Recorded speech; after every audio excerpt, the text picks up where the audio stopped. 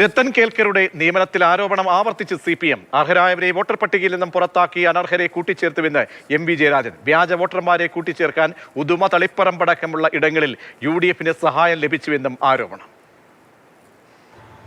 അർഹരായ വോട്ടർമാരുടെ പേരുകൾ പട്ടികയിൽ നിന്ന് നീക്കം ചെയ്തു അനർഹരെ വോട്ടർ പട്ടികയിൽ കൂട്ടിച്ചേർത്തുമുള്ള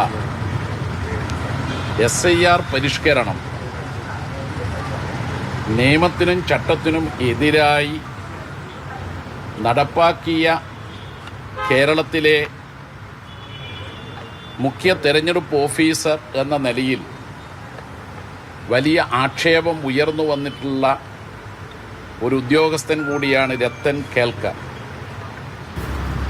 തളിപ്പറമ്പ് അസംബ്ലി മണ്ഡലം, ഉദുമ, നാദാപുരം ഉൾപ്പെടെയുള്ള മണ്ഡലങ്ങളിലാണ് ഇത്തരത്തിൽ വ്യാജ വോട്ടർമാരെ ചേർക്കാൻ വേണ്ടി UDF-ന് സൗകര്യമൊരുക്കി കൊടുത്തത്. അന്ന് തന്നെ തെളിവുകൾ സഹിതമാണ് ഞങ്ങൾ കൊടുത്തത്.